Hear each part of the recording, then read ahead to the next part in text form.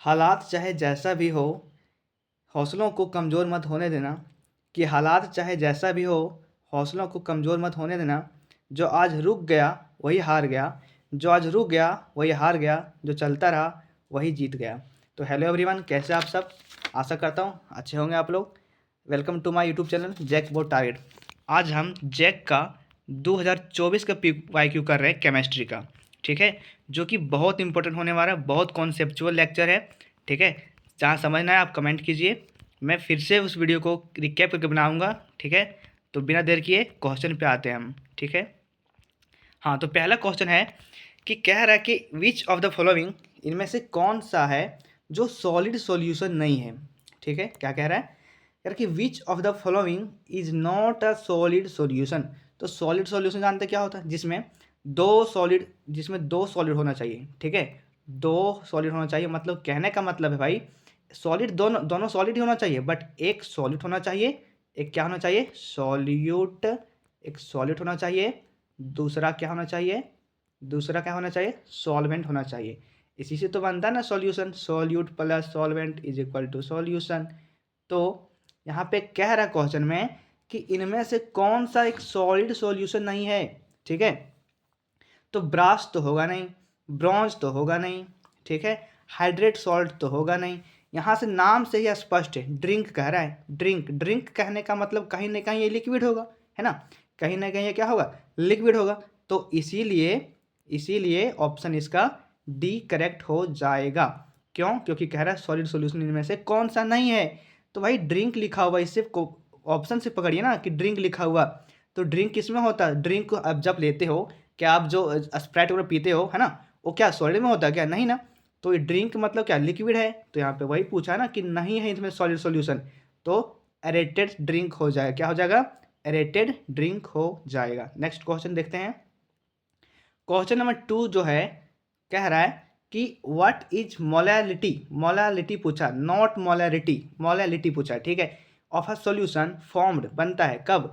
जब 58.5 ग्राम NaCl को add करते हैं, डिजॉल्व करते हैं, घुलाते हैं किसमें?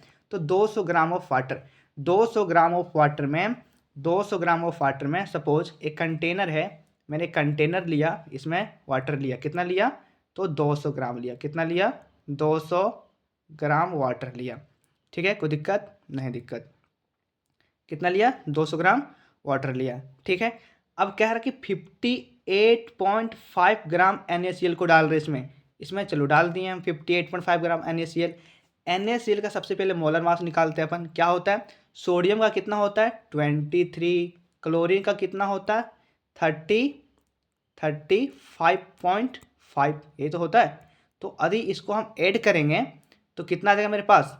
58.5 नहीं आ जाएगा? 58.5 नहीं आ जाएगा? ठीक है सर, आ गया 58.5। अब हम सिंपली जानते हैं कि मोलैलिटी का फॉर्मूला क्या होता है। क्या होता है मोलैलिटी का फॉर्मूला? जानते हैं कि भाई वेट ऑफ सॉल्यूट, सबसे पहले वेट ऑफ सॉल्यूट, ठीक है। फिर मोलर मास ऑफ सॉल्यूट भाई, फिर सर 1000 ऊपर में, फिर नीचे क्या? VmL नहीं लेते यहाँ पे, VmL यहाँ पे नहीं लेना है, यहाँ डब्ल्यू भी लेना है, मतलब मास ऑफ सॉल्वेंट लेना है, ठीक है। तो रखते हैं वैल्यू, डब्ल्यू का मान कितना दिया? 58.5 दिया हुआ, रख देते हैं 58.5 रखें, डिवाइडेड बाय एम निकाला था ना मैंने, एम मतलब मोलर मास ऑफ सॉल्यूट। तो सोडियम क्लोराइड का कितना होता था? दोनों का 58.5 भी होता था सर, हाँ अभी निकाले थे। 58.5 मल्टीप्लाई कर दिए, कोई दिक्कत नहीं सर। ऊपर में 1000 है, 1000 रख दिए, ठीक है। तो डब्ल्यू भी कितना होगा यहाँ पे? हाँ डब्ल्यू भी कितना होगा? डब्ल्यू भी मतलब 200 ग्राम 200 ग्राम वाटर है ना, तो यहाँ पे 200 ग्राम हो जाएगा। क्यों? क्योंकि डब्ल्यू बी मतलब वेट ऑफ सॉल्वेंट हमेशा ज़्यादा होता है as compared to weight of solute, ठीक है। सॉल्यूट हमेशा कम रहेगा भाई सॉल्वेंट से। जहाँ भी क्वेश्चन में यदि कम चीज़, जहाँ भी जैसे कम किसी का वैल्यू दिया गया है, तो उस चीज़ को आप हमेशा सॉल्यूट कंसीडर करोगे।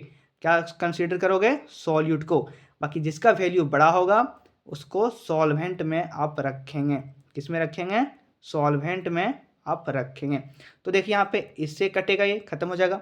यहाँ से 2 शून्य काटें, 2 शून्य काटें, यहाँ से कटें 5 आएगा, ठीक है। यहाँ इसका आंसर 5 मोलर आ रहा है।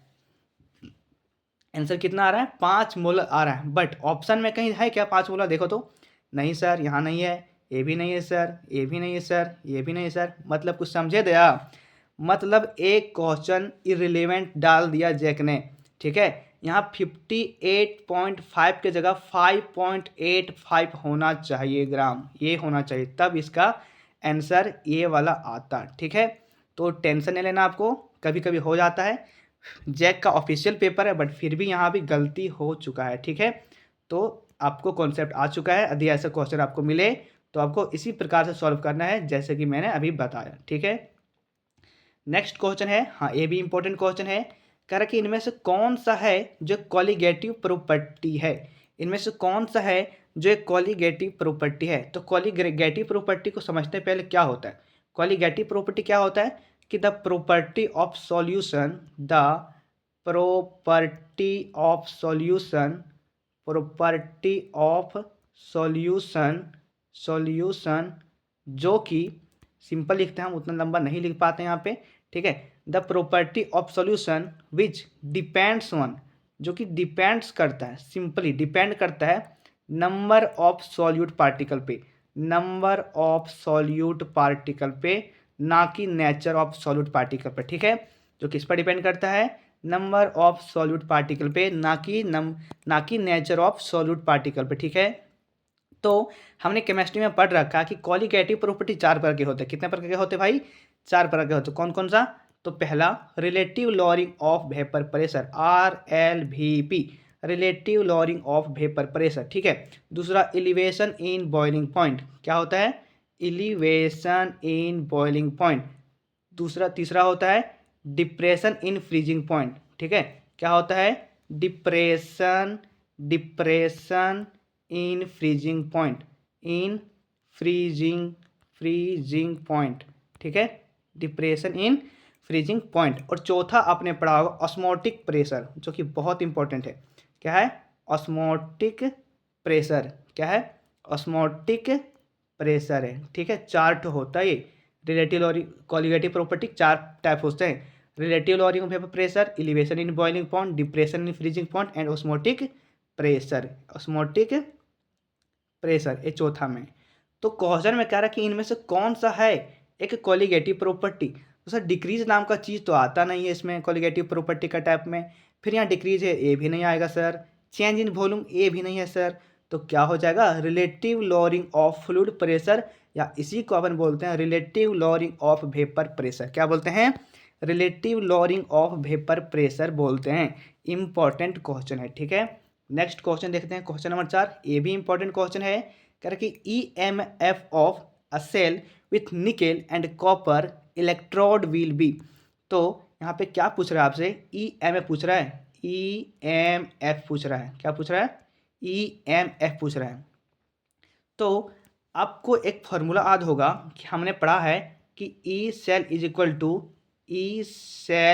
इक्वल टू पढ़े हैं E not cathode, E not cathode, E not cathode minus E not anode, E not anode, यही पढ़ा ना, यही नॉट एनोड, यही तो पढ़े थे यही तो पढ़े थे, ई सेल बराबर क्या, E not cathode minus E not anode. तो आपको जब भी ऐसा क्वेश्चन मिले, ठीक है, जब भी आपको EMF निकालने बोले, जब भी, ठीक है, तो सबसे पहले जिसका वैल्यू ज़्यादा होगा उसको आप कैथोड कंसीडर कीजिएगा, ठीक है। क्या कहा मैंने, ध्यान सुनिएगा कि भाई जिसका वैल्यू सबसे ज़्यादा होगा उसको आप कैथोड कंसीडर कीजिएगा, और जिसका वैल्यू सबसे कम होगा उसको आप एनोड कंसीडर कीजिएगा, ठीक है। फिर से सुनो, इंपॉर्टेंट क्वेश्चन है कि जिसका वैल्यू सबसे ज़्यादा होगा, जैसे ये दोनों में वैल्यू किसका ज़्यादा है, 0.34 का, या कि -0.25 का, ठीक है। तो प्लस वाला ऑब्वियस ही बात है, इसका वैल्यू ज़्यादा होगा, तो इसको हम कैथोड कंसीडर करेंगे और इसको हम एनोड कंसीडर करेंगे। समझ में आया, इसको कैथोड कंसीडर करेंगे, इसको हम एनोड कंसीडर करेंगे, ठीक है। चलिए बनाते हैं इसको फिर से, ठीक है, बनाते हैं इसको अच्छे से, देखिएगा। फॉर्मूला क्या था हमारे पास, फॉर्मूला क्या था हमारे पास कि ई नॉट कैथोड, क्या था, E not cathode, E not cathode minus E not anode, anode ये तो था। तो क्या कहा था मैंने अभी कि जिसका वैल्यू सबसे ज़्यादा होता है उसको हम क्या करेंगे, कैथोड लेके चलेंगे। क्या करके क्या लेंगे उसको, कैथोड लेके चलेंगे। ठीक है, तो लेते फिर, ठीक है, बनाते फिर कैथोड 0.34 इसको लेते हैं। तो लिखते हैं यहाँ पे, इसके जगह पे लिखते हैं 0.34। ठीक, अब चूंकि यहाँ पे माइनस है, यहाँ पे ध्यान दीजिएगा, यहाँ पे माइनस है और क्वेश्चन में भी माइनस है, तो माइनस माइनस प्लस लिख दूँ मैं, कोई दिक्कत नहीं, दिक्कत 0.25 सर, कोई दिक्कत नहीं सर। तो जब इसको आप ऐड करोगे तो आपका आएगा 0.59 आएगा, जो कि प्लस में आएगा। ठीक है, किस में आएगा, प्लस में आएगा। तो आप आंसर मैच कीजिए, ये होगा क्या, नहीं, क्योंकि ये माइनस में है, ये तो होगा ही नहीं, ये तो होगा नहीं। तो ऑप्शन नंबर बी आपका सही हो जाएगा, ऑप्शन नंबर बी आपका सही हो जाएगा। ठीक है, एक बार और बता देता हूँ, ठीक है, एक बार और बता देता हूँ। सबसे पहले आपको दिमाग में सेट करना है, जब भी आपको ईएमएफ निकालने बोले, जब भी आपको ईएमएफ ऑफ सेल निकालने बोले, तो सबसे ज़्यादा वैल्यू जिसका होता है उसको कैथोड लेके चलिए, सबसे कम जिसका वैल्यू होता है उसको एनोड लेके चलिए। बस इसी पे कॉन्सेप्ट है, बाकी फार्मूला आपके पास है कि E cell is equal to E not cathode minus E not anode, बस उसमें पुट कीजिए, आंसर ऑटोमेटिक फाइंड आउट हो जाएगा। बस अब कॉन्सेप्ट को ध्यान में रखना है। नेक्स्ट क्वेश्चन क्या है, नेक्स्ट क्वेश्चन है कि इनमें से कौन सा स्टेटमेंट है जो सही है, किसके रिगार्डिंग, तो प्राइमरी सेल के संबंधित इनमें से कौन सा कथन सही है, प्राथमिक बैटरी के बारे में कौन सा कथन सही है, वही पूछ रहा है ना क्वेश्चन में। तो हमने पढ़ा है कि प्राइमरी सेल जो होता है, कि लिखा है, पहला ऑप्शन पढ़ते हैं, कि लिखा है the electrode reaction can be reverse. नहीं सर, इसको रिवर्स किया नहीं जा सकता। क्यों, क्योंकि आपने ऐसा वाला बैटरी जरूर देखा जिसको पेंसिल बैटरी कहा जाता है। ठीक है, इसको प्राइमरी सेल में रखते हैं हम, आपने टॉर्च वगैरह लगाया हुआ बैटरी देखते होंगे इस तरह से। ठीक है, ऐसा वाला आप देखते होंगे। क्या टॉर्च वाले बैटरी को हम फिर से रिचार्ज कर सकते हैं क्या, नहीं ना। तो वही कह रहा था electrode reaction can be reverse, no no never. दूसरा कह रहा है इट कैन बी रिचार्ज, वही दूसरा ऑप्शन में भी वही कह रहा है कि इसको क्या हम रिचार्ज कर सकते हैं, नहीं सर, इसको रिचार्ज नहीं कर सकते हैं। तीसरा ऑप्शन में एक एग्जाम्पल है प्राइमरी सेल का, एक एग्जाम्पल है प्राइमरी सेल का mercury cell, yes, mercury cell is a example of a primary cell. ठीक है, mercury cell is a example of a primary cell. चौथा ऑप्शन पढ़ते हैं, कह रहा है एक एग्जाम्पल है primary cell nickel cadmium storage cell, नहीं सर, ये तो सेकेंडरी सेल का एग्जाम्पल है ना। तो option number C will be correct answer, option number C will be correct answer. Next question, question number 6 में देखते हैं, क्वेश्चन नंबर 6 में देखते हैं, कह रहा है कि the unit of rate constant, the unit of rate constant for zero order reaction. और मैं बता देता हूं कि यहाँ से एक यूनिट आपका 2026 में भी पूछा जा रहा है, चाहे वो जीरो ऑर्डर का पूछे, चाहे वो 1 ऑर्डर का पूछे, फर्स्ट ऑर्डर का पूछे, चाहे वो सेकेंड ऑर्डर का पूछे, चाहे आपसे थर्ड ऑर्डर का पूछे, एक ना एक ऑर्डर वाला, मतलब ये ऐसा यूनिट आने वाला है आपके एग्जाम में। ठीक है, देखते हैं इसमें क्या होगा आंसर। तो कह रहा था rate the unit of rate constant for the zero order reaction. Zero order reaction के लिए क्या हो जाएगा, तो जीरो ऑर्डर के रिएक्शन के लिए हमने पढ़ा है कि भाई मोल पर लीटर पर सेकेंड, मोल पर लीटर पर सेकेंड, मोल पर लीटर पर सेकेंड होता है। ठीक है, फर्स्ट ऑर्डर के लिए क्या होता है, फर्स्ट ऑर्डर के लिए क्या होता है, सेकेंड इनवर्स। ठीक है, नेक्स्ट क्वेश्चन देखते हैं, 6-7 नंबर क्वेश्चन देखते हैं। हाँ, ये भी इंपॉर्टेंट क्वेश्चन है। कर एक रिएक्शन है जिसमें रिएक्टेंट आर है, क्या कह रहा है, एक रिएक्शन है जिसमें रिएक्टेंट आर है जो कन्वर्ट किया गया प्रोडक्ट पी में। ठीक है सर, आर से ले गए हम पी में, पी में करके follow second order kinetics, second order kinetics को फॉलो करता है। अधिक कंसंट्रेशन ऑफ प्रोडक्ट, इसका कंसंट्रेशन कर रहा है, अधिक concentration of reactant, sorry reactant है, अधिक कंसंट्रेशन ऑफ रिएक्टेंट, इसका कंसंट्रेशन इंक्रीज कर देंगे 4 टाइम, इंक्रीज कर देंगे क्या 4 टाइम। तो इसका इंक्रीज रेट ऑफ फॉर्मेशन क्या हो जाएगा, तो what will be the increase in rate of formation. ठीक है, तो क्या कैसे बनेगा, तो जब इसको हम 4 कर देंगे, ठीक है, तो सेकेंड ऑर्डर कहा, सेकेंड ऑर्डर हो गया सर, ऊपर में 2 रखेंगे, तो यदि 4 को स्क्वायर करेंगे कितना आएगा, 16 टाइम्स आएगा, कितना आएगा 16 टाइम्स आएगा। तो इसमें 16 टाइम आंसर सही हो जाएगा, 16 टाइम आंसर सही हो जाएगा। प्रोडक्ट कितना टाइम्स बढ़ जाएगा, तो 16 टाइम इसका रेट ऑफ रिएक्शन बढ़ जाएगा। तो आप ऐसे नहीं बनाते हो तो एक और मेथड इसका बनाने का, ठीक है। अब सिंपली रेट ऑफ रिएक्शन लिख लो, सिंपली क्या लिख लो, रेट ऑफ रिएक्शन लिख लो सिंपली। जैसे R इज इक्वल टू होता है ना K into reactant into product, है ना, ये होता है। तो कह रहा है कि कंसंट्रेशन रिएक्टेंट का इंक्रीज करते हैं 4 टाइम पे, तो कर दिए सर, 4 लिख दिए। सेकेंड ऑर्डर को फॉलो कर रहा है, कह रहा है क्या, कह रहा है ना सेकेंड ऑर्डर कनेक्ट को फॉलो कर रहा है। सेकेंड ऑर्डर ऊपर में सेकेंड लिख दिए, मतलब 2 लिख दिया, स्क्वायर कर दिए इसका। तो यहाँ से कितना आ जाएगा, 4 चक 16 R आ जाएगा। कितना आ जाएगा, 16 R स्क्वायर आ जाएगा, ठीक है। तो यहाँ से रेट कितना बढ़ गया, 16 टाइम्स। सिंपली आपको याद रखना है 16 टाइम्स रहेगा।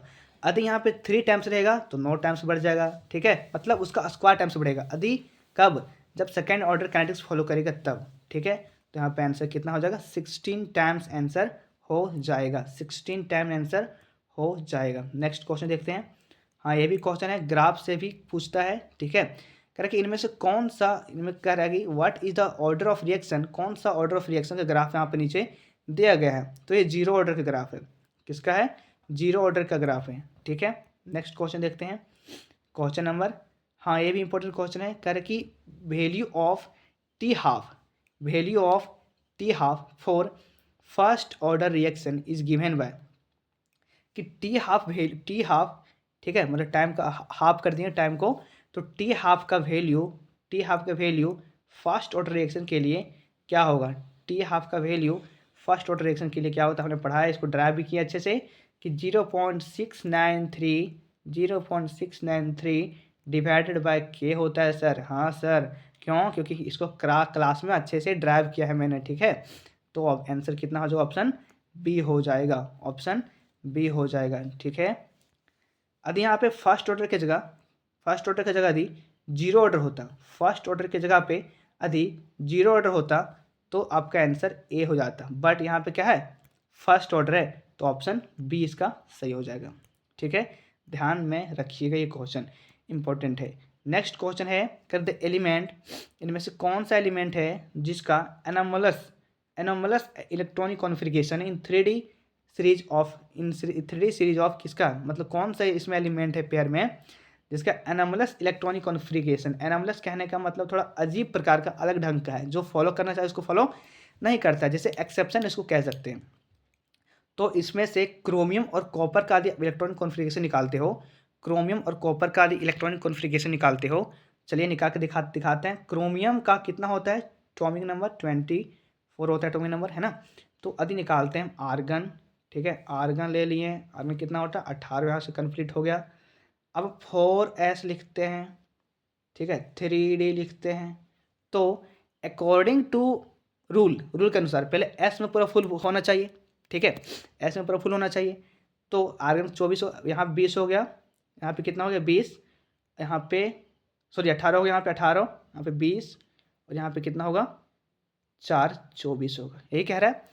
लेकिन आर्गन कहता है कि हम ऐसा नहीं करेंगे, ऐसा मेरे पास नहीं चलेगा, मेरे पास डी में तो हाफ होना चाहिए, हाफ फील्ड होना चाहिए, या फिर फुल फील्ड होना चाहिए।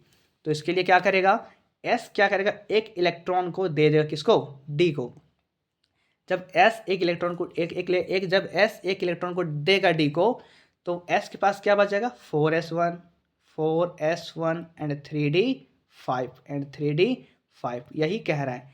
यही एनोमलस का मतलब होता है कि अलग तरीके से, अलग ढंग से, अजीब तरीके से, एक्सेप्शन है ये, ठीक है। क्रोमियम और कॉपर भी, कॉपर का भी आप निकालना चाहते हो तो देख सकते हैं, कॉपर का भी, कॉपर का कितना होता है, कॉपर का कितना होता है 29 होता है ना कॉपर का। फिर होता है जिंक होता है, कितना होता है 29 होता है, 29 होता है कॉपर का एटॉमिक नंबर।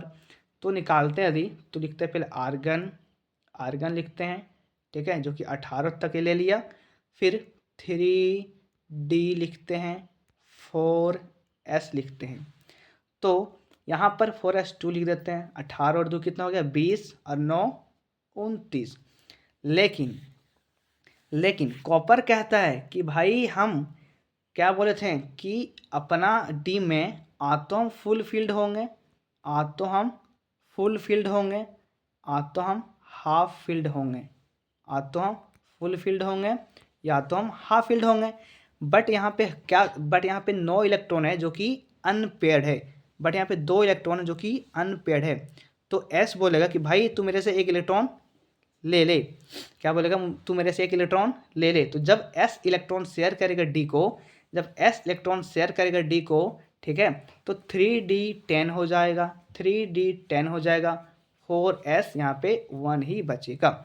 तो यही हुआ ना थोड़ा अजीब ढंग का। तो यही पूछ रहा है एनोमलस इलेक्ट्रॉनिक कॉन्फ़िगरेशन। तो कॉपर और क्रोमियम यहाँ पे दिमाग में सेट रखना है, ये भी इंपॉर्टेंट क्वेश्चन है, ठीक है। एमसीक्यू में आ सकता है इसका, इलेक्ट्रॉनिक कॉन्फ़िगरेशन पूछ देगा, 4 को ऑप्शन दे देगा, आपको वहाँ पे इलेक्ट्रॉनिक कॉन्फ़िगरेशन चूज करना है। नेक्स्ट क्वेश्चन देखते हैं, क्वेश्चन नंबर 11 में कह रहे lanthanoid contraction is due to increase in. Lanthanoid contraction मतलब क्या होता है, सबसे पहले समझते हैं। सबसे पहले समझते हैं, ये एक न्यूक्लियस है। क्या है, एक न्यूक्लियस है। इधर ऑर्बिट है, क्या है, ऑर्बिट है, इधर ऑर्बिट है, यहाँ पे इलेक्ट्रॉन है, इलेक्ट्रॉन्स है ना, इलेक्ट्रॉन्स है यहाँ पे।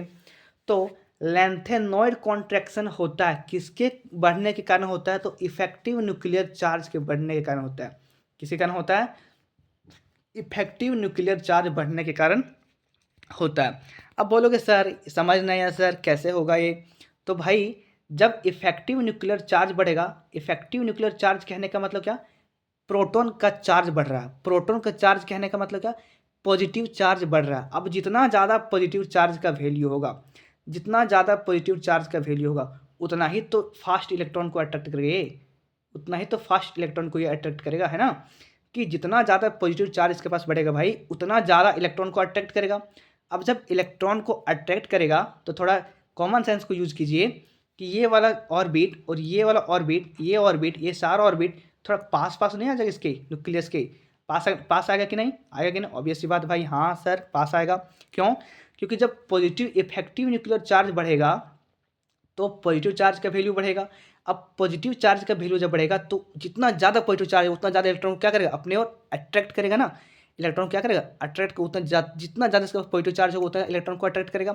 तो एक समय ऐसा आएगा कि इसका रेडियस को अपने पास ले जाकर यहाँ पे स्क्रीनिंग इफेक्ट भी फॉलो नहीं कर पाएगा। स्क्रीनिंग इफेक्ट क्या होता है कि इनर ऑर्बिट जो होता है, सपोज ये इनर ऑर्बिट है, इस ऑर्बिट को अंदर आने से रोकता है, ठीक है, वो भी फेल हो जाएगा। जब कब, जब इफेक्टिव न्यूक्लियर चार्ज इंक्रीज कर जाएगा। और this process is known as lanthanoid contraction which is often ask in your exam कि व्हाट इज लेंथेनॉइड कॉन्ट्रैक्शन, ठीक है। इंपॉर्टेंट क्वेश्चन बनता है, आप लोग याद रखिएगा। कॉन्सेप्ट समझ आया तो लाइक जरूर कीजिएगा, ठीक। नेक्स्ट क्वेश्चन है क्वेश्चन नंबर 12, ये भी इंपॉर्टेंट क्वेश्चन है। कह रहा कि निम्नलिखित में से कौन सा कॉम्प्लेक्स जो होमोलेप्टिक है, कौन सा कॉम्प्लेक्स क्या है, होमोलेप्टिक। तो सबसे पहले समझते हैं होमोलेप्टिक्स होता क्या है। होमोलेप्टिक होमोलेप्टिक क्या होता है, होमोलेप्टिक क्या होता है सर। तो आपने बचपन से पढ़ के रखा, होमो का मतलब क्या होता है, सेम। होमो का मतलब क्या होता है, सेम। और लेप्टिक का मतलब यहाँ पे हम ले लेते हैं लिगेंड। क्या लेते हैं, लिगेंड। क्या लेते हैं भाई, लिगेंड लेते हैं, ठीक है। होमो का मतलब क्या लेते हैं, सेम।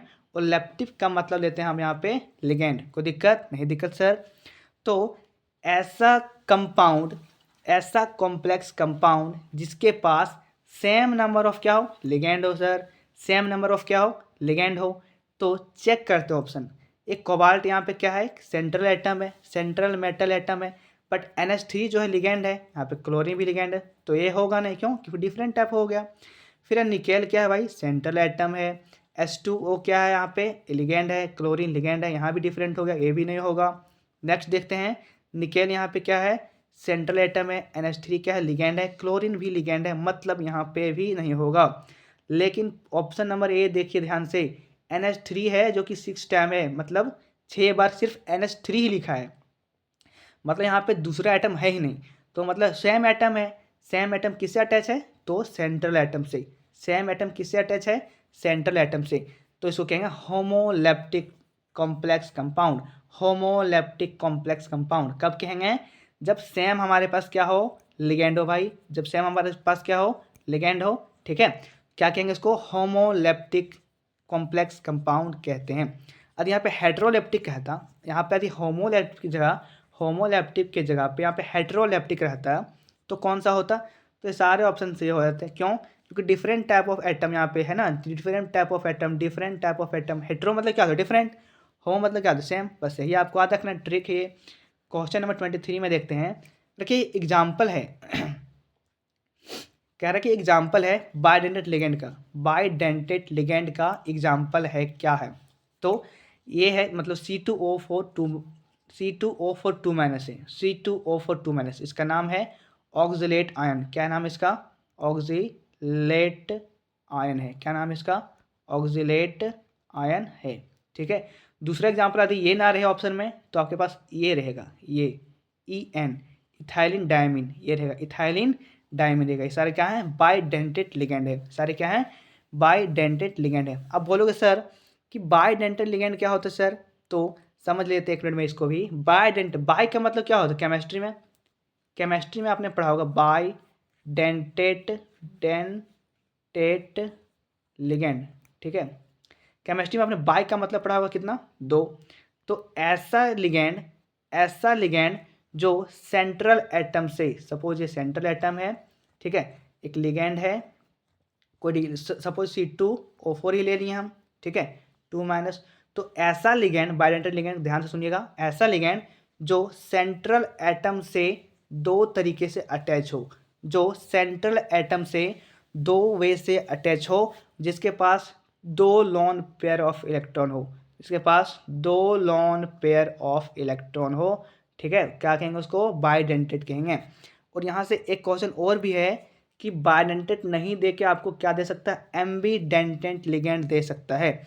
तो एम्बीडेंटेड लिगेंड क्या होता है कि वैसा लिगेंड भले उसके पास 2 लोन पेयर ऑफ इलेक्ट्रॉन हो, भले उसके पास 2 लोन पेयर ऑफ इलेक्ट्रॉन हो, लेकिन सेंट्रल एटम मेटल से एक ही तरीके से अटैच होगा वो। ठीक है, उसको क्या कहेंगे? एम्बीडेंटेड लिगेंड कहेंगे। क्या कहेंगे? एम्बीडेंटेड लिगेंड कहेंगे। ये भी काफ़ी इम्पोर्टेंट क्वेश्चन बनता है कोऑर्डिनेशन कंपाउंड से। नेक्स्ट क्वेश्चन नंबर 14 में देखते हैं। कह रहा है कि टर्सरी अल्काइल हैलाइड, इनमें से टर्सरी अल्काइल हैलाइड कौन सा है? कौन सा इसमें से टर्सरी अल्काइल हैलाइड है? तो सबका एक एक करके हम बनाते हैं स्ट्रक्चर। कह रहे हैं 2 क्लोरोब्यूटेन, 2 क्लोरोब्यूटेन, ब्यूटेन मतलब कितना? 4 कार्बन। ठीक है सर, बना दिए 2 क्लोरोब्यूटेन, CH, यहाँ पे Cl लिख दिए, यहाँ पे CH2, यहाँ पे CH2। ठीक है, 1 2 3 4, यही तो होगा। 2 नंबर पे क्लोरीन है, 2 क्लोरो ब्यूटेन, 4 कार्बन है, मीथ ईथ प्रो ब्यूट, 4 कार्बन है, तो 2 क्लोरो ब्यूटेन। तो कह रहा है कि टर्सरी अल्काइल हैलाइड, टर्सरी का मतलब क्या? 3 डिग्री कार्बन होना चाहिए, 3 डिग्री कार्बन होना चाहिए। चेक करते हैं 3 डिग्री कार्बन है क्या, चेक करते हैं इसको, 3 डिग्री कार्बन है क्या? तो देखते हैं। एक क्लोरीन जिस एटम से अटैच, जिस कार्बन से अटैच है, एक क्लोरीन जिस कार्बन से अटैच है, और ये कार्बन 2 कार्बन से अटैच है, एक कार्बन 2 कार्बन से अटैच है, मतलब इसका कितना होगा? 2 डिग्री होगा। ये कितना होगा? 2 डिग्री हो जाएगा। बट ये ऑप्शन सही नहीं है, क्योंकि यहाँ पे टर्सरी पूछा है, 3 डिग्री को हमको देखना है। ठीक है, तो पहला ऑप्शन वैसे भी गलत हो गया। सेकेंड ऑप्शन देखते हैं। देखिए secondary butyl chloride, secondary butyl chloride वही है, वही जो आपने 2 क्लोरोब्यूटेन, इसी का दूसरा नाम सेकेंडरी ब्यूटाइल क्लोराइड, सेम है। तो ये भी होगा नहीं। तो आइसो ब्यूटाइल क्लोराइड, ये भी नहीं होगा सर, आइसो ब्यूटाइल क्लोराइड भी नहीं होगा। तो डी नंबर में देखते हैं अपन क्या लिखा है डी नंबर में। कह रहे 3 chloro 3 methyl pentane, 3 chloro 3 methyl pentane. ठीक है, बनाते हैं इसका स्ट्रक्चर, CH3CH2CH। ठीक है, सॉरी यहाँ पे H नहीं होगा, यहाँ पे H नहीं होगा, यहाँ पे Cl होगा, और यहाँ पे CH3 होगा। फिर यहाँ पे 1 2 3 कार्बन, 4 CH2, यहाँ CH3 हो जाएगा। ठीक है, सही है क्या? देखो तो एक बार करके 3 क्लोरो 3 मिथाइल पेंटेन, काउंटिंग करते हैं हम इधर से, 1 2 3 4 5। ठीक है सर। 3 नंबर पे क्या है, क्लोरीन है, 3 क्लोरो। 3 नंबर पे क्या है, मिथाइल है, 3 मिथाइल। ठीक है।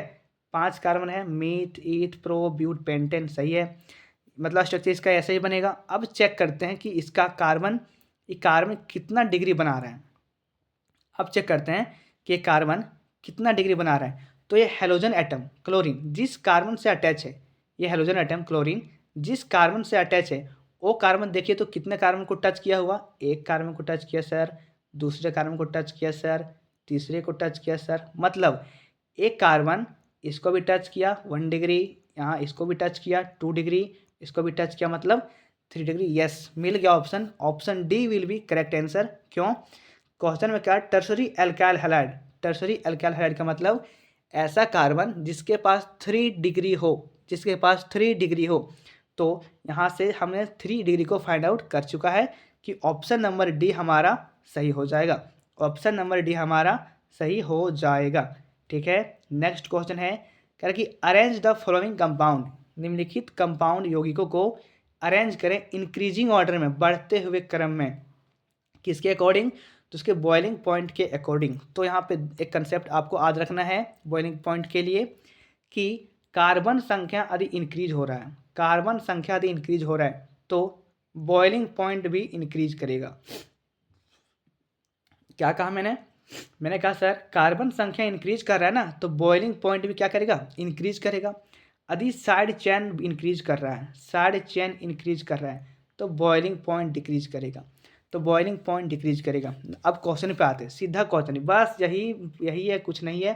क्वेश्चन पे सीधा अटैक करते हैं। ठीक, देखते हैं पहला ऑप्शन कि सर तीनों ऑप्शन एक साथ मिलाते हैं कि देखना सर सबसे ज़्यादा मतलब इसमें क्या है, साइड चेन है।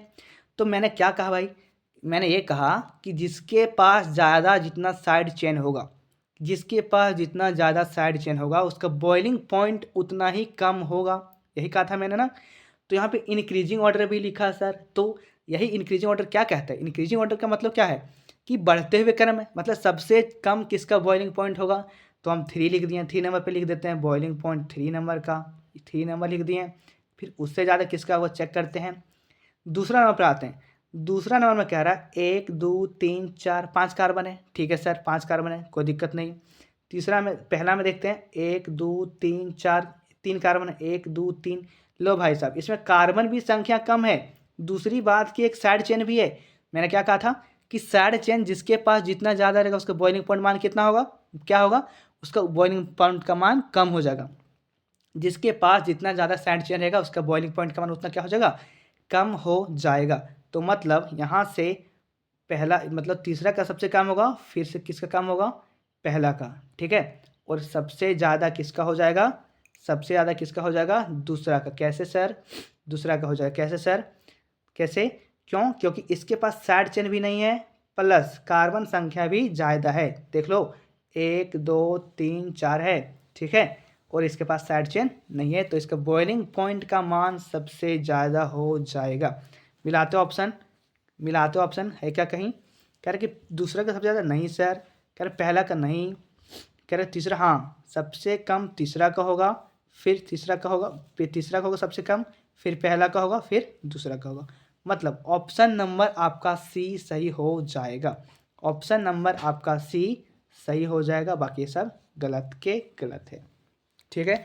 कुछ नहीं करना भाई, आपको सिर्फ यही याद रखना है कि कार्बन संख्या बढ़ेगा सर, बॉइलिंग पॉइंट का मान भी बढ़ेगा। कह सकते हो आप कि कार्बन संख्या is directly proportional to the boiling point, but side chain is inversely proportional to the boiling point. क्यों, क्योंकि साइड चेन बढ़ेगा तो बॉइलिंग पॉइंट का मान क्या होगा, घटेगा।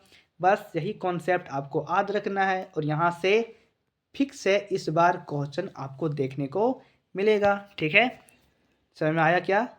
नेक्स्ट क्वेश्चन देखते हैं, क्वेश्चन नंबर 16 में। क्वेश्चन नंबर 16 में कह रहा है कि C6H5OH फिनॉल पे यदि हम 3 मोल ऑफ HNO3 कंसनट्रेशन के साथ डालते हैं तो ये देता है 2,4,6 ट्राई नाइट्रोफिनॉल, सॉरी ब्रोमो नहीं है, 2,4,6 ट्राई नाइट्रोफिनॉल। और इंजॉय के बाद, इंटरेस्टिंग के बाद ये बताते हैं कि इसका स्ट्रक्चर दिखाते हैं आपको, 2,4,6 ट्राई नाइट्रोफिनॉल, यहाँ पे फिनॉल है, ये आपका फिनॉल हो गया। यहाँ पे NO2 1 2 3 4, यहाँ पे नीचे भी NO2, यहाँ पर भी NO2। इसका नाम क्या है पता है? इसका इसी का नाम है, दूसरा नाम पिक्रिक एसिड, जो कि आपको 1 मार्क्स में एग्जाम में दे सकता है। बोलेगा the structure of picric acid, इसी को क्या बोलते हैं? पिक्रिक एसिड बोलते हैं। क्या बोलते हैं भाई? पिक्रिक एसिड बोलते हैं। पिक्रिक एसिड इसी को हम बोलते हैं। ध्यान में रखिएगा कि जब फिनॉल को हम रिएक्ट करवाते हैं कंसंट्रेशन ऑफ HNO3 के साथ, तो प्रोडक्ट हमको देता है 2,4,6 ट्राई नाइट्रोफिनॉल, लेकिन इसी का दूसरा नाम क्या है? पिक्रिक एसिड है। क्या नाम है? पिक्रिक एसिड नाम है इसका। ठीक है, नेक्स्ट 16-17 नंबर पे क्वेश्चन पे आते हैं। सॉरी, कह रहे कि mark the correct order, correct order को मार्क करना है, दिखाना है ऑफ डिक्रीजिंग एसिड। ठीक है, mark the correct order of decreasing acid strength, acidic strength के अनुसार दिखाना है। अकॉर्डिंग टू एसिडिक स्ट्रेंथ, निम्नलिखित में कौन सा कंपाउंड का एसिडिक स्ट्रेंथ ज़्यादा होगा और किसका कम होगा? तो हम जानते हैं कि सबसे ज़्यादा एसिडिक स्ट्रेंथ देखें यदि, तो नाइट्रोफिनॉल का होगा। क्या होगा? नाइट्रोफिनॉल का होगा। जैसे यदि काउंट करते हैं 1 2 3 4, ठीक है, 4 नाइट्रोफिनॉल, सबसे ज़्यादा एसिडिक स्ट्रेंथ 4 नाइट्रोफिनॉल का होगा। फिर सिंपली फिनॉल का हो जाएगा, और ये फिर मिथॉक्सीफिनॉल का होगा। किसका होगा? मिथॉक्सीफिनॉल का हो जाएगा। मतलब सबसे ज़्यादा बी का होगा, यस बी का होगा, फिर ए का होगा, यस ए का होगा, और फिर सी का होगा। सी, हाँ सही, ऑप्शन नंबर ए इसका सही हो जाएगा। ऑप्शन नंबर ए इसका सही हो जाएगा। 18 नंबर क्वेश्चन है। 18 नंबर क्वेश्चन में क्या कह रहा है? कह रहा है कि इन क्लीमेंसन रिडक्शन, ले भाई साहब, इन क्लीमेंसन रिडक्शन आ गया reaction. In क्लीमेंसन reduction carbonyl compound is react with, carbonyl compound is react with किसके साथ रिएक्ट करता है? तो आपको सिंपल यहाँ पे थोड़ा सा याद रखना है कि वहाँ पे HCl जो होता है, HCl होता है, HCl के साथ जिंक अमलगम होता है। ठीक है, आप यदि इतना याद रख लेते हो, जिंक अमलगम और HCl वहाँ एग्जाम में अच्छे तरीके से वहाँ पे दिया हुआ कंसंट्रेशन या डाइल्यूट है, तो उतना थोड़ा आपको याद रखना है। बाकी सोडियम अमलगम तो होगा नहीं, सोडियम अमलगम तो होगा नहीं।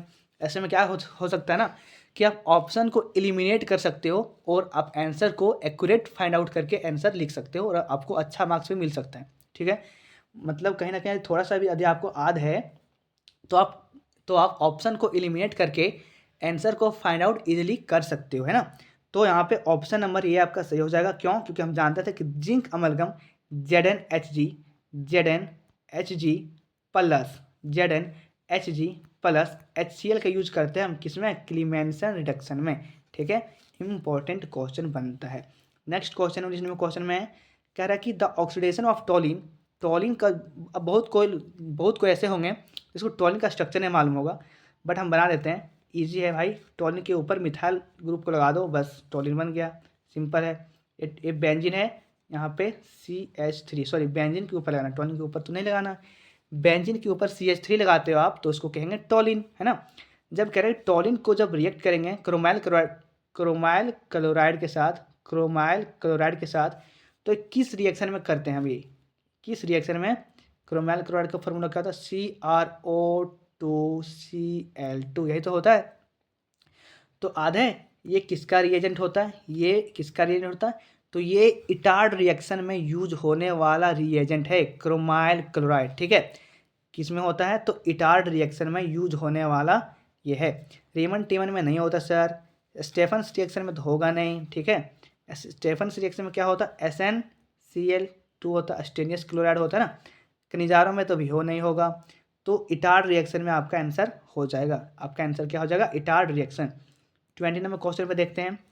20 नंबर क्वेश्चन पे देखते हैं कि निम्नलिखित में से कौन सा है जो नहीं देता है?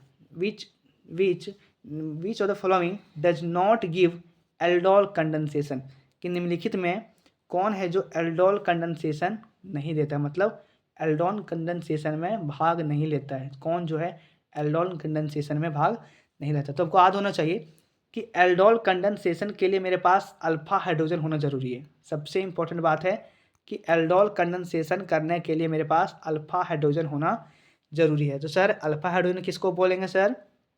तो सपोज ये कार्बोनाइल ग्रुप है, यहाँ पे CH3 है, यहाँ पे CH3 है। तो इस कार्बन के जस्ट बगल में अधिक कार्बन है और उसके पास हाइड्रोजन है। इस कार्बन के जस्ट बगल में अधिक कार्बन है और इसके पास हाइड्रोजन है, तो इस हाइड्रोजन को बोलेंगे अपन अल्फा हाइड्रोजन। और ठीक है, और जस्ट अभी इसके बगल में भी एक और हाइड्रोजन है, इसके बगल में भी एक और हाइड्रोजन है, इसको अपन बोलेंगे बीटा हाइड्रोजन। क्या बोलेंगे इसको? बीटा हाइड्रोजन बोलेंगे। ध्यान में रखिएगा, बहुत इंपॉर्टेंट, मोस्ट इंपॉर्टेंट क्वेश्चन है ये, बहुत कॉन्सेप्चुअल है और इम्पोर्टेंट भी है। वही पूछ रहा है कि इनमें से कौन सा है जो कि नहीं दे सकता है एल्डोल कंडेंसेशन रिएक्शन को? कौन? जिसके पास अल्फा हाइड्रोजन नहीं होगा वो तो जाएगा नहीं। सपोज देखते हैं, ए में देखते हैं तो CH3 C डबल बॉन्ड, यहाँ पे CH3। तो सर इस कार्बन के बगल में जो कार्बन है ना उसके पास हाइड्रोजन है, मतलब ये अल्फा हाइड्रोजन है। तो ये तो ऑब्वियसली बात है कि इसके पास अल्फा हाइड्रोजन है, तो ये एल्डोल कंडेंसेशन में भाग लेगा। सिंपल सी बात है। दूसरा चेक करते हैं सर। दूसरा है बेंजीन है। क्या है? बेंजीन है। ठीक है, एक बेंजीन है, यहाँ पे ऐसे बेंजीन है, यहाँ पे एल्डिहाइड ग्रुप लगा हुआ, बेंजल्डिहाइड जिसको बोलते हैं ना, एल्डिहाइड ग्रुप लगा हुआ। तो थोड़ा ध्यान से देखिए, इस कार्बन जो है, यहाँ का कार्बन जो है, एक यहाँ बॉन्ड बनाया हुआ है, एक यहाँ बॉन्ड बनाया हुआ, एक यहाँ बॉन्ड बनाया हुआ और एक बॉन्ड यहाँ भी है, एक बॉन्ड यहाँ है, ध्यान से, एक बॉन्ड यहाँ भी है, एक बॉन्ड यहाँ भी है और एक बॉन्ड यहाँ भी है। मतलब इस कार्बन के पास हाइड्रोजन है क्या? नहीं है सर। इसके पास हाइड्रोजन है क्या? अल्फा हाइड्रोजन है क्या? नहीं है सर, अल्फा हाइड्रोजन नहीं है। मतलब ये एल्डोल कंडेंसेशन रिएक्शन में भाग नहीं ले सकता है। क्यों? क्योंकि इसके पास अल्फा हाइड्रोजन है ही कहाँ से होगा ये? ठीक है, तो वही तो क्वेश्चन पूछा ना भाई कि नहीं ले सकता है, किसमें? एल्डोल कंडेंसेशन रिएक्शन में। तो आपका इस प्रकार से देखें तो ऑप्शन नंबर आपका बी सही हो जाएगा। ऑप्शन नंबर आपका बी सही हो जाएगा। ऑप्शन सी को आप चेक करना चाहते हैं, ये भी सही होगा। ऑप्शन सी भी और ऑप्शन डी दोनों आपका सही हो जाए। क्यों? क्योंकि इसकी इन दोनों के पास क्या है? अल्फा हाइड्रोजन है। इसके पास क्या है? अल्फा हाइड्रोजन है। यहाँ भी यदि कार्बन यदि लेते हैं तो कार्बन यहाँ पे एक ऐसा बॉन्ड बना रहा है, एक यहाँ बॉन्ड बना रहा है, 2 बॉन्ड, एक 3 बॉन्ड बना रहा है। तो ऑब्वियस सी बात है कि यहाँ पे एक हाइड्रोजन होगा, तो ये भी एल्डोल कंडेंसेशन में भाग लेगा, है ना। तो आपका ऑप्शन नंबर बी सही हो जाएगा, जो कि गलत है। ठीक है, मतलब गलत है ना सॉरी, जो कि एल्डोल कंडेंसेशन में आपका रिएक्शन में भाग नहीं लेगा। क्वेश्चन नंबर 21 देखते हैं। कह रहा है कि इनमें से कौन सा रिएजेंट है जो सेंड मेयर रिएक्शन का है? सेंड मेयर रिएक्शन का है। ठीक है, तो सेंड मेयर रिएक्शन का आपने पढ़ा होगा, जिसमें बीडी से बनता है बेंजीन डायजोनियम क्लोराइड बनता है, टू स्टेप रिएक्शन है ना, जिसमें सेंड मेयर रिएक्शन में सोडियम नाइट्रेट NaNO2 और HCl के साथ रिएक्ट करवाते हैं। तो वहाँ से क्या बनता था? बेंजीन डायजोनियम क्लोराइड N2Cl बनता था। इसी को तो नाम है BDC, बेंजीन डायजोनियम क्लोराइड। ठीक है, और जब इस पर फिर से डालते थे क्या? CuBr या फिर HBr, तो यहाँ से क्या देता था? ब्रोमोबेंजीन देता था। क्या देता था? ब्रोमोबेंजीन देता था। ठीक है, तो यहाँ से आपका आंसर ऑप्शन नंबर कितना हो जाएगा? ऑप्शन नंबर बी सही हो जाएगा। कैसे? क्योंकि CuBr वहाँ पे यूज होता था। कहाँ पे? सेंड मेयर रिएक्शन में। ये भी रिएक्शन बहुत इंपॉर्टेंट है, कह सकते हैं 3 स्टार रिएक्शन है खुद में। ठीक है, नेक्स्ट क्वेश्चन 22 नंबर क्वेश्चन में करके, इनमें से हेजनबर्ग रिएजेंट कौन सा भाई जो कि यूज किया था एमीन को टेस्ट करने के लिए?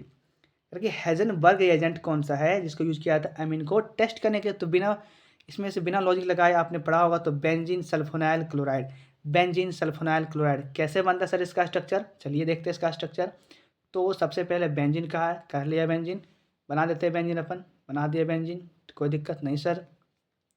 फिर कह रहा है सल्फोनाइल क्लोराइड, सल्फर का मांग कर रहा है, सल्फर ला दिए, सल्फर ऐसे पे, यहाँ पे सल्फर लाएँ, यहाँ पे ऐसे ऑक्सीजन लगा दिए, यहाँ पे ऐसे ऑक्सीजन लगा दिए, यहाँ पे क्लोरीन लगा दिए। ये इसका नाम क्या है? Benzene sulfonyl chloride.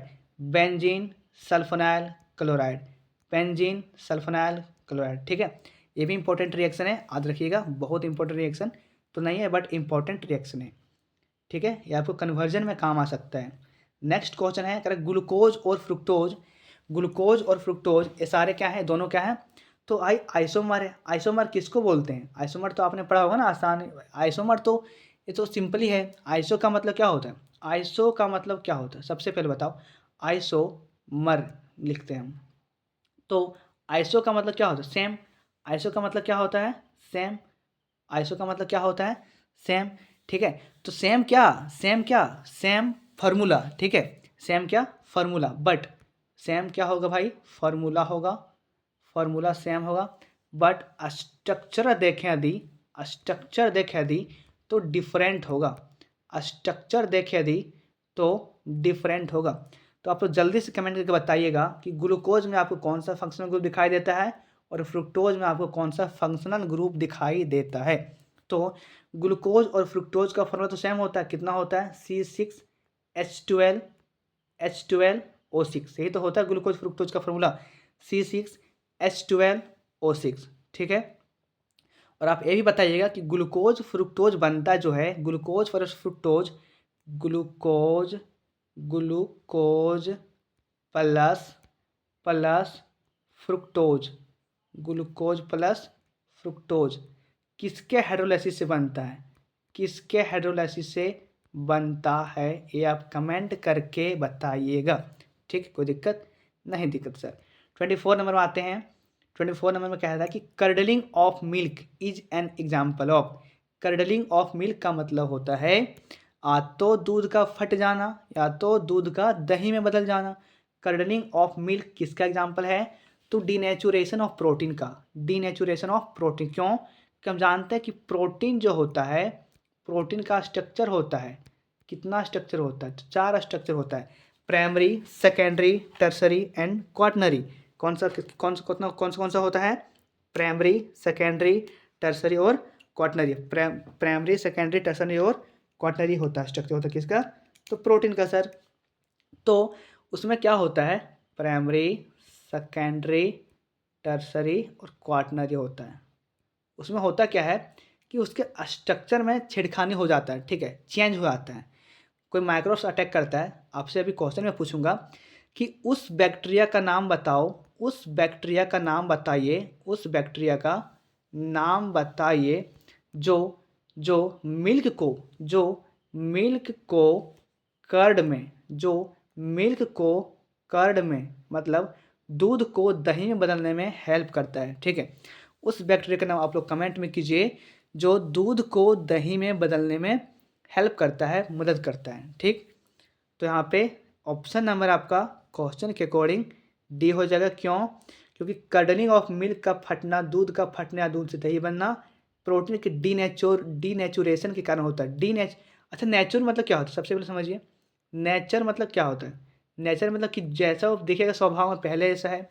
अब उससे पहले डी आ गया, डी मतलब क्या, मतलब डी मतलब रिमूव हो गया उसका नेचर, ठीक है, अपने नेचर को खो बैठा हो, ठीक है, वो अपने नेचर का क्या कर बैठा है, खो बैठा है। तो वही कह रहा कि इनमें से कौन सा एग्जाम्पल है जो कर्डलिंग ऑफ मिल्क है, इंपॉर्टेंट है दोस्त, इसलिए बार बार मैं इसको रिपीट कर रहा हूँ, ये डीनेचुरेशन ऑफ प्रोटीन होगा, क्या होगा, डीनेचुरेशन ऑफ प्रोटीन होगा। Next question 25 number question, last question देखते हैं, कि इनमें से कौन सा बेस है जो कि नहीं पाया जाता किसमें, डीएनए में। ये भी इंपॉर्टेंट क्वेश्चन है, बहुत क्वेश्चन रिपीट हो रहा है, ये भी इंपॉर्टेंट क्वेश्चन है, करके इनमें से कौन सा बेस है, नाइट्रोजनस बेस है जो नहीं पाया जाता है भाई, कहाँ पे, तो डीएनए में सर। तो कौन सा होगा, यूरासिल होगा, क्यों, क्योंकि हम जानते हैं डीएनए में यूरासिल की जगह क्या होता है, थायमिन होता है ना, क्या होता है, थायमिन होता है। बट आरएनए सिंगल स्ट्रैंड होता है सर, आरएनए क्या होता है, सिंगल स्ट्रैंड होता है, और डीएनए क्या होता है, डबल स्ट्रैंडेड होता है। डीएनए क्या होता है, डबल स्ट्रैंडेड होता है, ठीक है।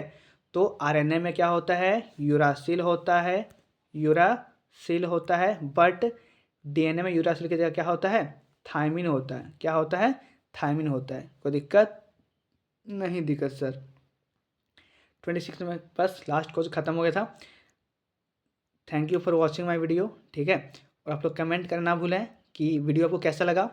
मेरे से जहाँ तक हुआ मैं अच्छे से आपको कंसेप्ट के साथ, कंसेप्ट दिया मैंने, है ना, कंसेप्ट दिया, आपको प्रत्येक क्वेश्चन, ईच क्वेश्चन में आपको क्लैरिटी दिया है मैंने कि क्वेश्चन को कैसे सॉल्व करना है, क्वेश्चन पर अप्रोच कैसे बनाना है, कम समय में क्वेश्चन को कैसे बनाना है ऑब्जेक्टिव को, ठीक है।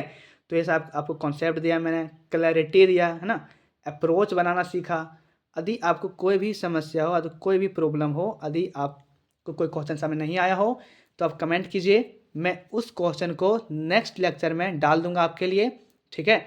और मैं आशा करूंगा कि उस क्वेश्चन को आपको मैं अच्छे से समझा पाऊँ, ठीक है। कोई दिक्कत नहीं दिक्कत तो सर वहीं क्लास को हम एंड करते हैं, ठीक है, सेशन को ख़त्म करते हैं। Thank you, take care, bye bye and support me.